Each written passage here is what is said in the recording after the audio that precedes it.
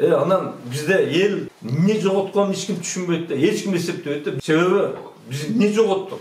Бүгүнкү күндө мен муну дайым айтып келем. Эгер 90-жылга салыштырганда 90-жылы средний пенсия по союзу Кыргызстан союзунун эсебинде болгондо 114 сом рубль 50 тыйын болгон да.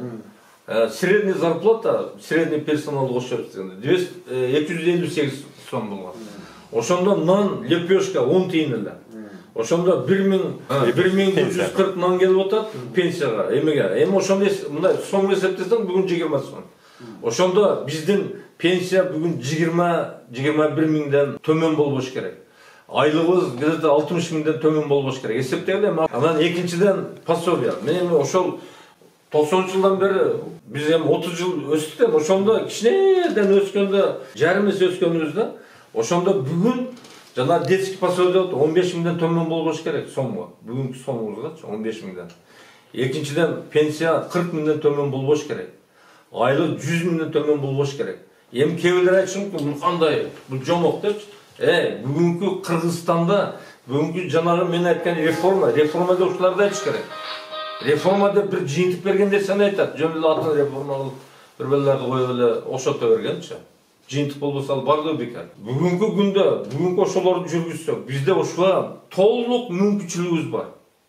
Кыргызстандын жаратылышы, кен байлыгы, адамдардын баягы иштегенибиз, эгер көмүскөдөн чыккан болсок, ушунун бардыгына биздин кудуретибиз, алыбыз жетет да. Биздин мүмкүнчүлүгүбүз бар.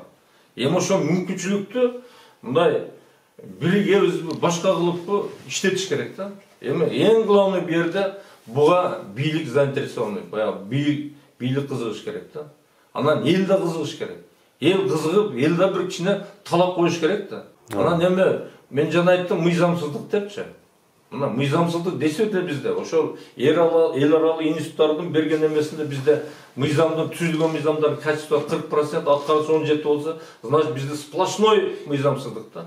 Мына азыр ошо мыйзам бул, мына жер боюнча дейбизби, мошенничество дейбизби, мына бюджетке мамлекетке байланышкан нерселер бизде эми жана эң алдын айтканы боюнча бизде 100% кызмат ушмал чейин эми азыр сатылат да. Акчаң болбосо кызматка келе албайсың. Бизде азыр ишти билип, ишти чечкен эмес, акча алышты билген, акча беришти билсең кете бересиң да. Главный бизде принцип акча алышты бил, акча бериштичи. Эми ушу принциптерден кайтпасак, биздин мамлекет өнүкпөйт. Эми ошол принциптин жеткирген жери бүгүнкү да. Эми ол принцип улай берсе, мындан да хуже боло берет да.